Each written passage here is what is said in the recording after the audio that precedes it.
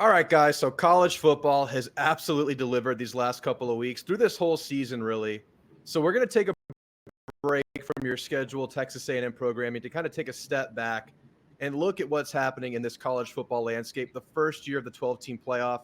I don't know if it's the playoff. I don't know if it's the more advanced use of the transfer portal and NIL opportunities, moving players around. But it's been absolute madness, and I'm absolutely here for it. So we're going to talk about the Week 7 slate of games. That week that was billed as one of the best college football cards of the last several years, and it absolutely delivered. And I kind of want to just touch on all the teams that are kind of rising to the top of the very, very muddy college football landscape right now. But I'm not going to do it alone. I brought in Matt from Texas Platinum. He's our resident Longhorn. He's my brother. He's a pretty reasonable horn. We won't hold it against him. But if you guys want to go talk trash to him, you guys got to go subscribe to him after you subscribe to this channel. So, Matt, before we get into it, tell them where they can find you. Yeah, our channel is called Texas Platinum. We're on YouTube. We're on Twitter as well. So, Texas Platinum, we're on there pretty consistently now. So, check it out. Yeah, they're having fun. I know Texas having a nice little year, whatever, but at least we get to play them at the end of the year. So, like I said, if you want that perpetual bookmark to go talk trash to some horns, go follow Texas Platinum. Follow us here. But let's get right into this insane college football season. And of course, I was getting at it. First year of the 12-team playoff. A lot of people talking about whether or not that would, kind of diminish the regular season effect of college football that you and I talk about all the time is what makes the sport so great, is how it's a de facto, 12-week playoff that the college football season has been for as long as we've been following it, really. And the 14 playoff didn't really change that too much. And I don't know if it's the 12-team playoff that is making all these other games that much more interesting, or if it's just the product on the field itself that's just amazing right now. But why don't you go ahead and tell me how you're feeling about college football this year? Because to me, I don't remember it being this ferocious, this entertaining week to week. It's been insane.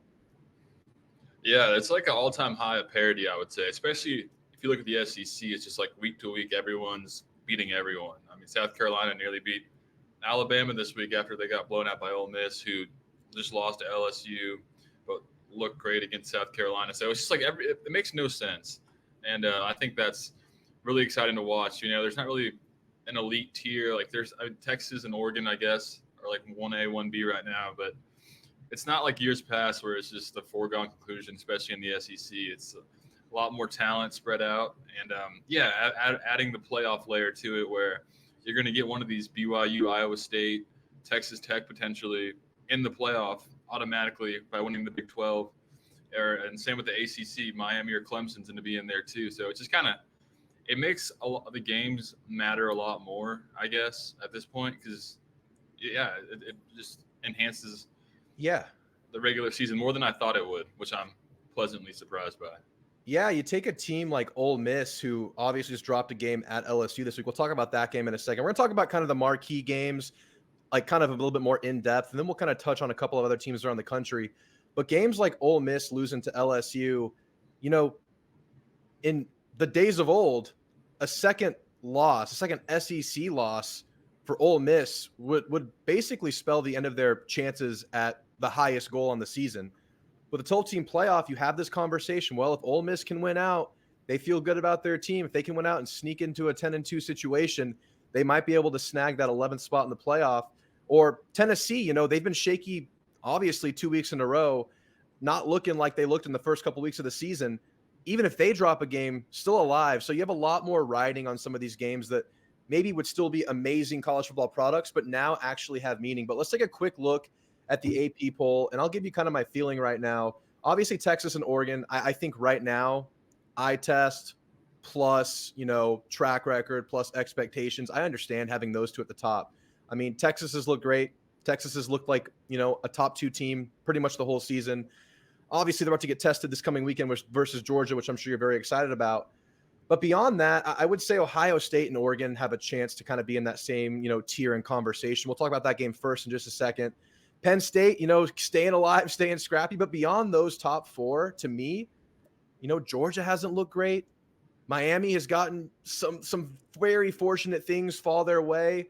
Obviously, Bama is going through some lumps in the early days of the DeBoer era. We're going to talk about the LSU game in just a second. They got a big win this weekend, but, I mean, do they feel like a top 5 caliber team right now? I don't know about all that. So you look at these rankings, right? And like I said, you have two to four solid teams at the top. But beyond that, man, it's just a mess. It's beautiful. It's delicious. But let's get right into that game I just mentioned, Oregon, Ohio State. Obviously a game everyone had circled since it got put on the schedule when Oregon entered the Big Ten. Weird that they played a couple times in recent years, but a game that fully lived up to the billing, a game that, most people expected to be a close back and forth kind of a game. And kind of going for this whole weekend here, you had a bunch of games that were just headline type of games, big brands, games with big implications on the year. And for the most part, they all absolutely lived up to it, and then some, with games like Bama and South Carolina going down to the wire. But this one really, really did. So do you want to give me your quick thoughts on this game first? Because I come off very impressed with Oregon, even though if you play this game 10 times, might be close to 50%, either side winning this game. I mean, obviously the home team won this one. How do you come off feeling this about these two teams after this big game? Yeah, first of all, that was just such a great matchup. Great. It just looks so aesthetic seeing those two teams in the field together. And it's cool seeing Oregon in the Big Ten. And the game definitely delivered. I thought Oregon impressed me a lot offensively, the way they're able to move the ball. Dylan Gabriel's a really good quarterback. He's probably like the Heisman favorite right now, just based on elimination of all these other guys. And he's just staying the course. I mean, see his numbers. He was efficient. He had a nice rushing touchdown down the stretch. But Oregon is built like an SEC team, like roster-wise. And they're just getting better and better. I mean, they started off slow, but it's funny because I felt like Ohio State had this game in control most of the second half, I thought. I know it was a close game, but Ohio State would always answer. They led most of the time. And even when Oregon went ahead and took the lead, Ohio State was driving down the field. And Oregon got very lucky with that penalty they called, that push-off on Jeremiah Smith. Yeah, that was touchy. That's a tough one to call, and I get it. I mean, I can see it either way. But Will Howard slid a little bit too late. And last thing I'll say on this game is Will Howard's good. Like, he's way better than their quarterback they had last year, McCord, at least McCord last year. And I think they can win with that guy. They could win a national championship potentially if they improve elsewhere. But I thought the loss was not on him. I thought he played a good game. But Ryan Day keeps finding a way to lose these big games. It's actually kind of crazy now at this point. Yeah, it is. And I know, 10 wins pretty much every year he's been there, 10 plus wins, fighting for the Big Ten championship every single year. Yet there are still whispers of him being on the hot seat just due to dropping these games, and then the one game in particular versus Michigan. Yeah. But going into this game, we talked about it. I thought Ohio State had at least a slight advantage almost everywhere on the field. And I had Ohio State going on the road and winning this game. Now, like I said, this game, you play it 10 times. I think both teams are going pretty close to 500. It was that close of a game. It was that competitive. But even having said that, I come out of this game much more impressed with Oregon than I did going into it. And yes, most of that goes, towards Dylan Gabriel's spectacular performance. His Heisman campaign kicked off in this game, really. I mean, he's now thick in this race. He was solid the whole year, but really put a stamp on this game. One of his better passing games in his career, but really what he did on his legs was the difference maker in the game. Like you said, that big touchdown. I mean, that's not something we've seen from him a lot in his career. We know he's had that, but he really used that to their advantage this game. But look at what Ohio State's done on the year so far. I think the most they've given up in a game is 14 to Marshall. That was in a blowout. Every other game besides that, they were giving up less than 10 points a game. And this is touted as one of the best Ohio State defenses in recent history. And it's pretty much looked the part the whole year. But Oregon dropped a 500 bomb on them almost 500 total yards on this Ohio State defense in a game that I really thought might have been a little bit lower scoring than this, given that defense. The fact that they were able to do that, the fact that they were able to kind of break that trend in this big regular season game, Oregon's absolutely for real, man. This is a legitimate national championship contender. If they can do it against this defense, if they can win in the clutch of the game, if they can have the wherewithal to throw 12 men on the field on purpose to kind of cancel out a play that Ohio State was running in desperation time to burn 4 seconds off the clock with not much to lose. Different story there. That's a different conversation. I don't know if you saw that.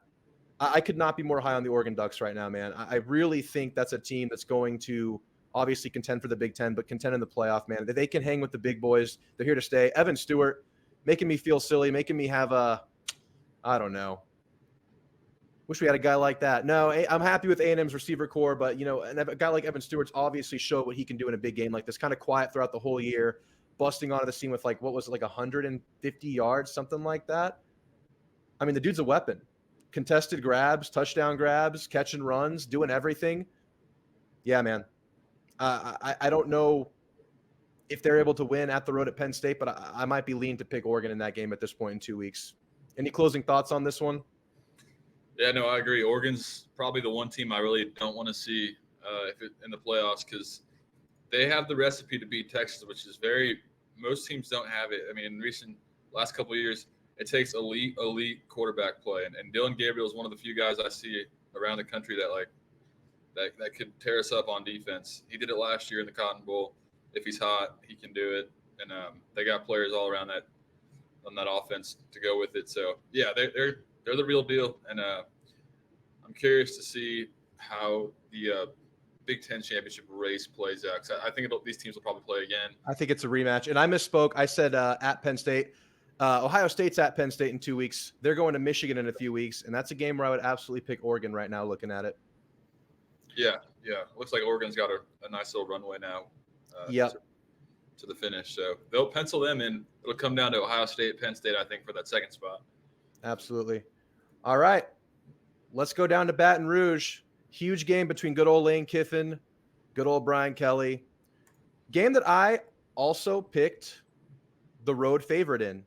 I had Ole Miss going on the road and winning a game. I know, blanking on names here. I know they were coming in with a banged up Trey Harris, and he's meant so much to this team. He was still able to put up some numbers this game. He wasn't playing down the stretch, which probably ended up being huge in the game. But I just did not believe in this LSU defense, man. I did not believe in their toughness as a defensive unit. Still, to this moment, have not shown that they have a running game at all. But they showed some grit, man. They won this game late. Ole Miss, like we were talking about off camera just a second ago, led the entire game. And late in the game, LSU made the big plays. And look, Garrett Nussmeier, he has tools. He has everything you'd want from a quarterback, I think. But, man, is he inconsistent. I cannot believe that he only threw 2 interceptions in this game. The amount of balls he just threw up that fell harmlessly to the ground is shocking. Doing that without a running game, it's pretty incredible to see. But they found the plays when they needed to. Aaron Anderson coming up huge. Crazy that a 5'8" guy can make such an impact in the game. Kyron Lacey obviously living up to the billing. I mean, it was just a gutty win by LSU to win it in overtime. And I don't know, man. I feel like Ole Miss still might be the better team in this matchup. Ole Miss losing it on the heels of 12 penalties in the game. I mean, missed field goals. I think they had a fumble in the game. Yeah, man. I don't know if the better team won this game, but hats off to LSU. And they got a big test at Arkansas this coming weekend. They have momentum. They're banged up. I mean, they're obviously very, very much an injured team right now, but still piecing games together right now, and they still have everything to play for. They're undefeated in SEC play. What do you feel about this game? They're just a very high floor program right now under Brian Kelly, and I agree. Ole Miss led that entire game. Ole Miss looked better. I will say this about LSU: their defense isn't as horrendous as it used to be. They're getting better defensively, which is huge because they were atrocious last year. So you look at LSU's schedule going forward, they're undefeated in conference play, and they get Bama at home. If they're able to win their next 2 games at Arkansas and at A&M, which is going to be very hard to win both of those, they'll have a great chance to get to the SEC title game. So I think we're going to learn a lot about them because they're kind of like in zombie mode right now, similar to Florida, but not really. They're actually very much in the picture, but I just don't know. But yeah, Nussmeier, he's good. One play, elite, one series, one game, and then he's just it's too much. It's too sporadic with him. I do like Caden Durham, their freshman. He's a stud running back, but I don't know. Yeah, I felt the same way. I just don't know. LSU's always dangerous with all the talent they have, so I don't take them lightly, but I just think Ole Miss is probably the better team. I agree. Yeah, it's weird. I just doesn't strike me as a playoff team. LSU, they don't look like it, but if they keep winning and they keep improving, they can do anything with the talent they have right now. But yeah, man, it's crazy because Nuss can throw a beautiful touchdown dime and then the next play just throw the ball into triple coverage. It's really just all over the place right now. Really tough stretch for them with the Arkansas, Texas A&M, Bama spot. So I don't know where their season goes, but they're feeling good right now. And of course, A&M has a huge game versus Mississippi State this weekend. Every game's huge for A&M right now. And then that game, whatever happens, is going to be huge in College Station in a couple of weekends. I can't wait for it. But let's take things down to the State Fair in Texas, a game that you were very invested in. Did you go to the Texas OU game this year? I did not, unfortunately. But next year I'll be back next year. I'll give you my quick thoughts real quick, and then I'll let you have the floor because I'm sure you have a lot more words about this game. Game started. First few series of this game, I was thinking this is literally the perfect scenario for OU right now. Texas throws the early interception. Quinn Ewers obviously doesn't have much going early in this game. And obviously Oklahoma doesn't have much going on offense overall in general, but they were able to string together a couple of early first downs that, kind of piqued my interest. But as the game wore on, especially in that second quarter, I feel like Texas really established a running game in this game. I know people aren't really high. I think it's like a 177-yard performance. I'll try to bring it up on screen so we can look at the numbers. But Wisner, the blocking, the Sark play design, even with a lackluster Quinn Ewers, it shone through, and it, performed well against a quality Oklahoma defense. I don't think it was as clean of a game as y'all played on the road at Michigan, but similar feeling coming out of it that you just handled your business against the team you're supposed to handle your business against. And, you held them to 3 points. Even for a bad offense, holding any Power 5 team to 3, that's always a feather in your cap. So I have to give you credit for the game. I'll say this. I think Texas, like I said at the top of the show, looks like a top 3 football team in the country, maybe the best. Not really truly tested with a team that can really make it happen on both sides of the ball just yet. That's going to change this weekend. That dialogue will end this coming weekend. So I'm really looking forward to your game versus Georgia. Give me your thoughts on the Red River game. Yeah, it was honestly a really frustrating game to watch because there was just so much we left on the bone, especially in the first half, first quarter. Quinn was very off. He looked like his freshman self. It was really sad to see him play that bad again because we hadn't seen that out of him in a while. So hopefully that's just like a one-time thing. But no, it kind of like if there's any UFC fans watching this, it reminded me a lot of the Alex Pereira Roundtree. Is that what we just recently? Yeah. It's just like started off. We kind of were playing with our food in the first quarter. Took a few body blows and then started walking them down and just it became pretty clear that like they weren't going to get any points offensively. So that made our game plan a lot more simple. Just run the ball on them and just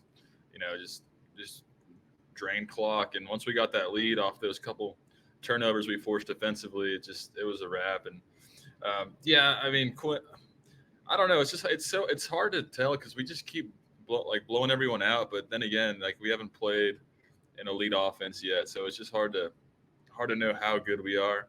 But I mean, I'll take a 30-point win over Oklahoma every day of the week, and the Golden Hats back in Austin. And but now we'll get a true question. We'll figure out truly how good Texas is this weekend. Yeah. Speaking of which, we're not going to really go deep into this game, but UGA kind of did struggle versus Mississippi State at home. You saw Mississippi State last week. I mean, we're playing them this coming weekend. You want to give me like a quick scouting report, a couple of pieces to look out for? It looks like they're feeling pretty good under Van Buren, their new quarterback. Unfortunately, we won't get to see Blake Shapen, but they're saying he might be a little bit better than Blake Shapen. Any feel about Mississippi State? I mean, are they maybe rounding a little bit of a corner? They were never going to have a great year, but is there any kind of feel about that program right now? Yeah, I think that Blake Shapen thing was actually a blessing in disguise because Van Buren is by far like the toughest quarterback we've played. Like he was frustrating. He was slippery.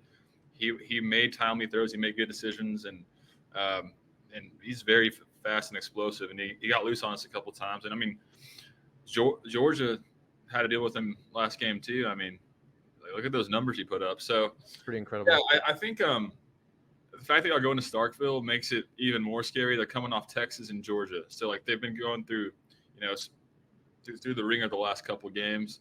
So you would think that this one they're going to try to need to at least they're going to see this as a winnable game, I think, and yeah, y'all need to act that way because I mean Jeff Levy's going to build a program there, but Van Buren could be dangerous right now. So I don't know. I think I'm actually very intrigued in this game now that Mississippi State's turning it on.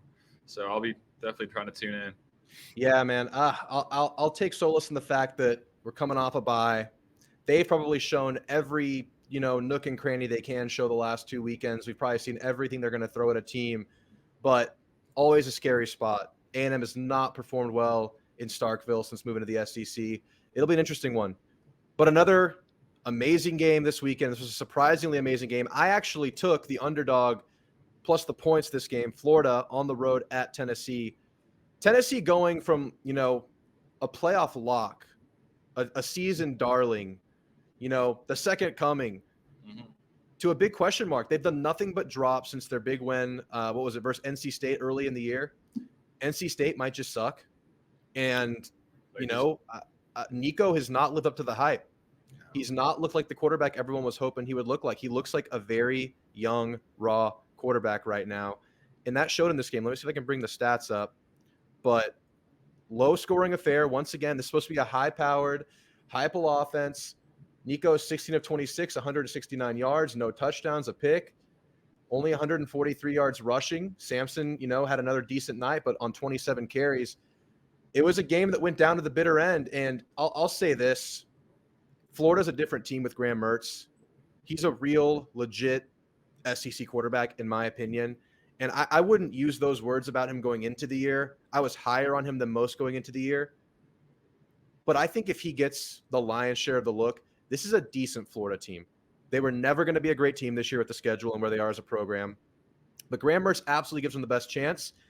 And if he doesn't get hurt in this game, there's not a doubt in my mind that Florida wins this game.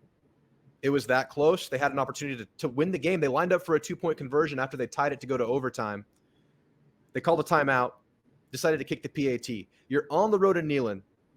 There's no guarantee you're going to get back to that spot under Lagway. Why don't you go for 2 right there, man? You're such an underdog. You have the freshman quarterback out there. You don't have much going. That kind of pissed me off. But, yeah, Florida, like I said about them going into the year, and I didn't feel this way the whole year because they've really turned a corner recently under Mertz, leading on Mertz more. They're better than what their record's going to indicate. And it's still a really, really shitty situation for Napier over there and the whole Florida regime because they're going to have to fire him. It's going to have to happen. It's still a matter of time. And then where do they go? But what are your thoughts on this game in Tennessee?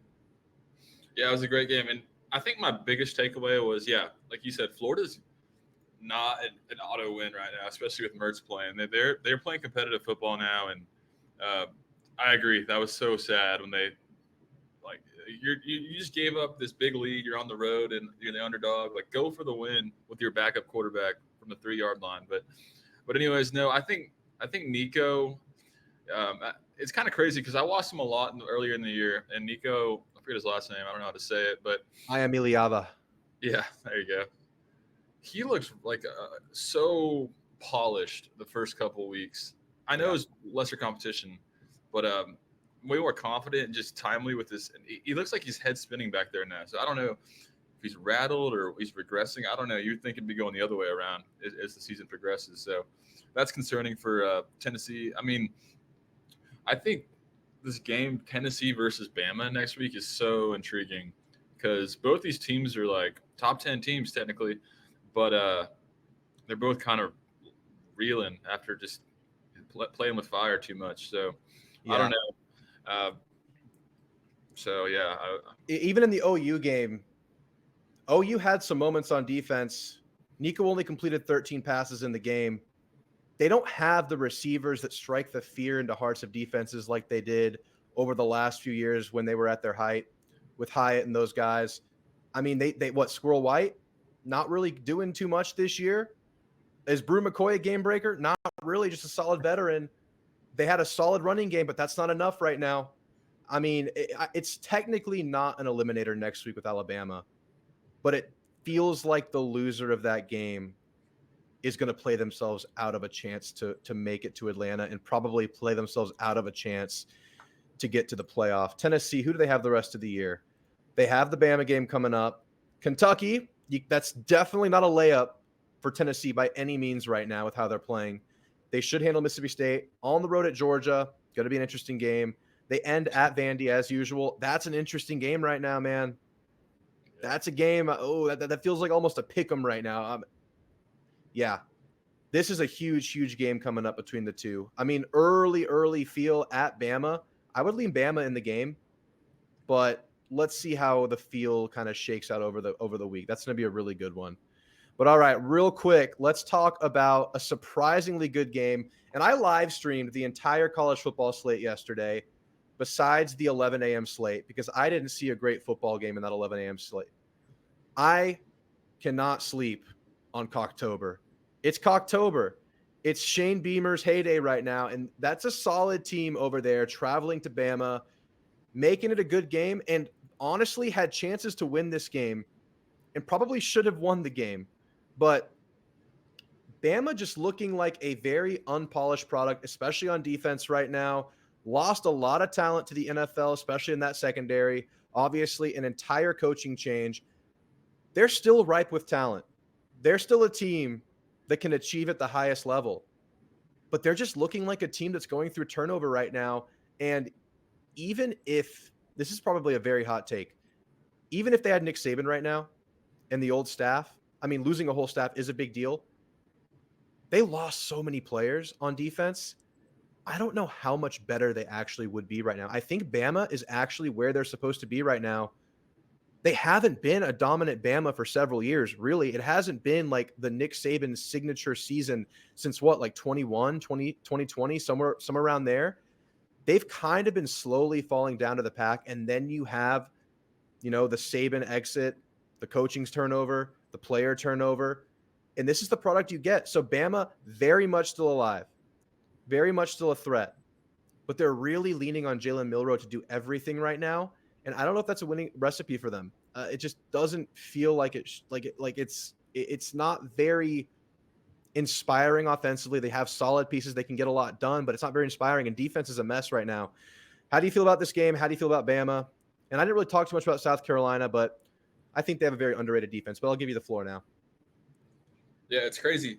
Like a tale of two. Like two weeks ago, Bama was on top of the world. Now the sky's falling in Tuscaloosa, and they're so lucky that they won this game because it would have been really weird if they lost this game. With the message boards and DeBoer, the honeymoon would have been over very fast. So yeah, I mean they pulled it out, but I think Bama's just going to have to just embrace our identity of just outscoring teams at this point. The defense is just not going to be good this year. They're just not going to have a good defense, which is weird to say for Alabama, but that's just like you said. They lost all these players, and their offense just is designed to score fast. I mean, that's what DeBoer always does. So they have to lean into that identity, I guess, at this point. And honestly, they can win most games in track meets. I mean, they beat Georgia in the track meet.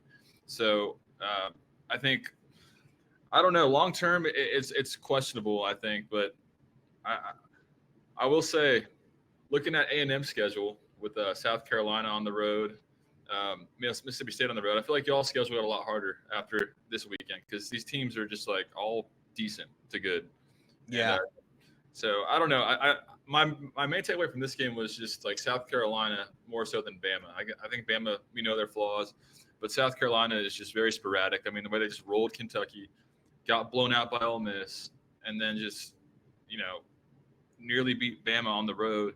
So I think you just hope and pray you don't get the good version of South Carolina whenever you play them because they got OU this week. That's an interesting game. I think OU definitely could lose that if they're not careful.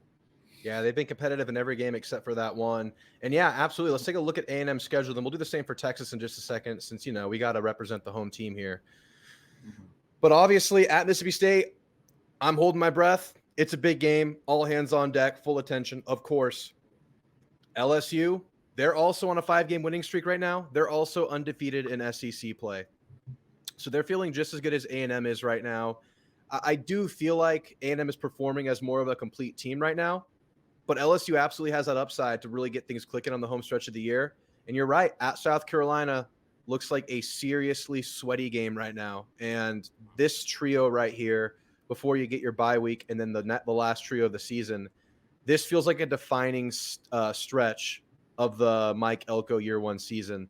Obviously, you hope you take care of business versus New Mexico State. I feel better about the Auburn game now than I did going into the year. But I will say, I'm pretty sure Auburn's been competitive in most of their games. They just have a major turnover problem. That's really the thing there. maybe a couple of these games go a different way, especially that OU game, especially that Cal game. If you're not throwing not having five, I think it was 5 turnovers versus Cal, something crazy. And then, obviously a game stealing pick 6 versus OU. Auburn's still threatening, man. None of these games are gimmies by any means. We knew that going into the year, but the home stretch does look even tougher than before. This is Auburn's schedule. So if I can get A&M's back up there, and then we'll go to look at Texas real quick. I'll give you the floor to look at Texas's schedule here to close it out.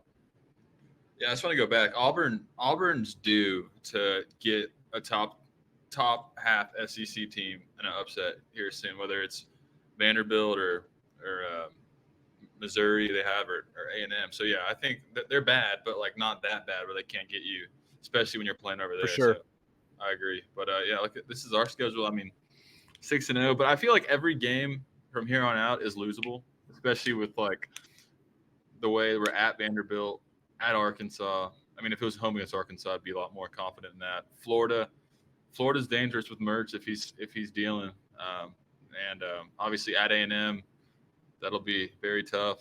Kentucky, Arkansas wants to kill you. I know everybody wants to kill us, especially Arkansas. But no, I'm excited now. We're gonna like learn so much over the next couple of weeks.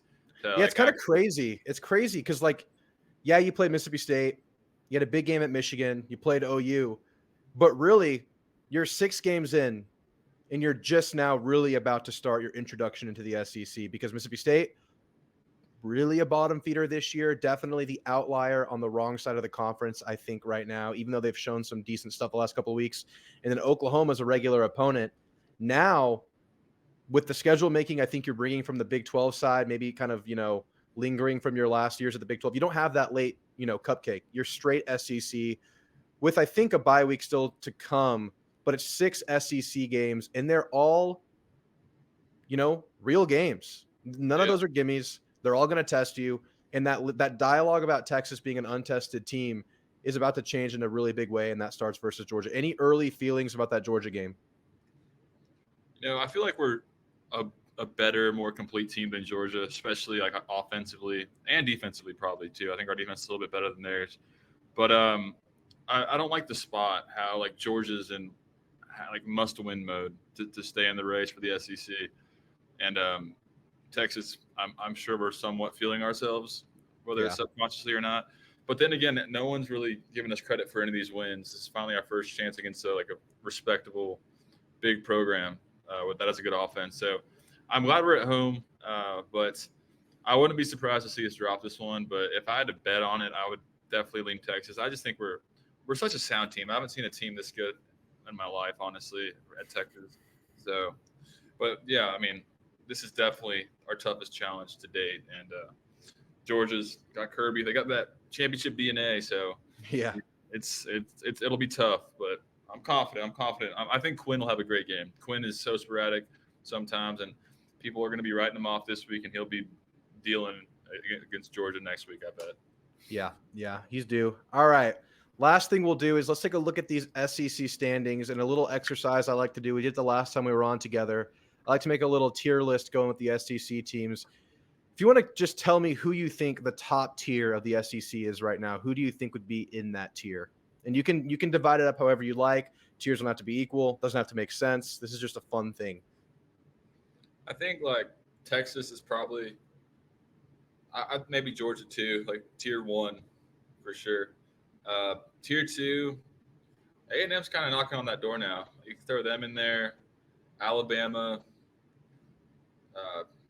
Tennessee, maybe not really Tennessee. Yeah, it's really muddy. I would actually put Texas just to kind of match where you're doing, and we'll go together going down the list. I think I would put Texas in a tier of their own right now, and that's really set to change or solidify next weekend. So as of right now, I would go Texas, and in that second tier, is it Georgia, Bama, Tennessee, LSU, A&M? Is that all the second tier right now? Like a bunch of teams just kind of wandering around, hovering towards the top, but no one really solidified just yet. Some maybe feeling higher right now like A&M, some kind of on the downswing like Tennessee, but all just able to kind of make it happen or go the wrong way. Does that kind of make sense? Yeah, I agree. And I think of that tier you just listed, Tennessee is the most fraudulent. Like I don't really fear Tennessee as a real contender right now in the SEC. that could change, but I don't see that. I think a team that could get back up in there is Missouri. You know, they started off the year really bad, honestly, like barely won in every game, got killed by A&M, but I think that they still have a talented roster, especially on offense, where they can turn it on late and maybe hang around in that race. So watch out for Missouri coming up the next year. It's just crazy. Ole Miss has 2 conference losses already because I think Ole Miss is a good team. You probably throw them in that same tier I just mentioned with the wandering second tier of mine, and for you that'd be the second tier, except your first tier includes Georgia. But yeah, right after that, I would throw Missouri into that third tier. Teams that could still, we're not really looking at as playoff contenders right now, and I don't think teams like Vandy or Arkansas will really become that. But really, it's not impossible for it to happen. I would throw Vandy. I would throw Arkansas. It's crazy to throw Vandy in here and Arkansas. I would definitely throw Missouri in this tier right now.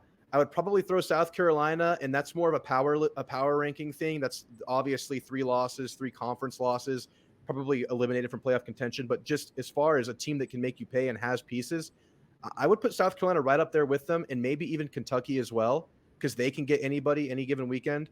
I don't know if I'm throwing OU in there right now with what they have going on offense. I don't know. You tell me how you're feeling about this next tier. Yeah, I don't know. I mean, OU is like bottom. I Down there think, with Auburn and Florida. yeah. I mean, no, they're in Auburn. I don't know. I have OU and Auburn at the bottom right now, and I think above that, I think Mississippi State's dangerous now with this new quarterback. I think Really? you can throw them into that South Carolina category where they can keep teams busy. They're not going to, contend or anything, but I'm telling you, he's good. He's good, and I mean, Georgia. He put a 31 on Georgia in Athens. Like that's not bad. Yeah. But Yeah. I don't know. It's hard to differentiate. I will say my Auburn's probably the worst team. Oklahoma's down there too, and then Kentucky. Honestly, I don't really think's that good. I think you give Mark Stoops the benefit of the doubt a little bit too much there. I mean, like they have a good defense, Deion Walker, Barryon Brown, but their offense is so bad. Brock Vandergrift's terrified in the pocket all the time. So I think if I had to play a team, if I had to make an easy matchup for Texas, I would want Kentucky at home. That's like my dream matchup, and we had that thankfully. But they have the track record, to where they can get Ole Miss. So I guess that's crazy as well. But yeah. All right. I'll say this last point I want to make. I think the teams that I like to do like these little fun fan exercises. Texas, stable. A&M, I mean, you're stable at the top, so not really room to improve or kind of raise or lower in perception, just doing what you need to do at the top. A&M, definitely a team trending up. LSU, definitely a team trending up. Georgia, kind of stable right there in that second tier margin, not really raising or lowering right now, have a chance to really make a stamp on the year versus Texas next year. Really about to see what they're all about on the season. Arkansas, definitely a team trending up. Vandy trending up. Bama trending down. Tennessee trending down. Missouri trending down. Ole Miss, I guess they're trending down based on losing those 2 games. I guess you got to say it. Although, eye test wise, they still have the bodies, they still have the team, but they're trending down. OU down. Florida up. South Carolina trending up on the year as a whole, I would say. Kentucky probably slightly trending down. Auburn, Mississippi State. I mean, I guess they're trending up. Auburn's just, kind of stable at the bottom. They're trending up. I don't know. Just fun fan stuff. It's crazy. There's so much that can happen. I mean, look at these standings. Look at how much more ball we have left. We have no idea who the hell's going to win this thing. And it could be us sitting there on the last game of the regular season deciding who belongs in Atlanta. But all right, any closing thoughts on the college football season so far coming out of week 7? I think this weekend just solidified in my mind that Lane Kiffin will be the head coach at Florida in a couple months. That'll be a done deal because Ole Miss's season's going south and Florida is going to fire their – I don't know. It just creates an opportunity for Lane to just, you know what? I can't win big at Ole Miss. Got all this talent. I can't win here. I'm going to Florida. So I think that's going to happen soon. And I just want to get your quick thoughts on the Texas-Georgia game. Who do you think's going to win that?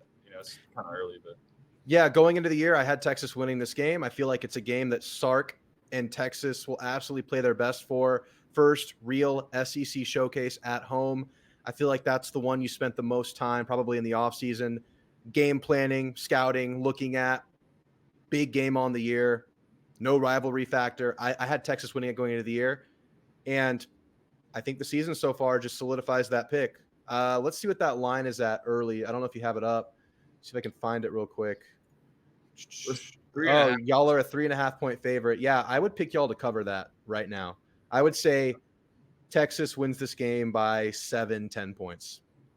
Yeah, I'm hopeful because their offense is not nearly as explosive as it has been in the past. With Very boring. Yeah. Beck is very, he's disappointing this year. So I think it's there for the taking. It's just I'm jaded, and I have respect for that Kirby Smart machine that he's built. So I'm not overconfident, but I'm confident.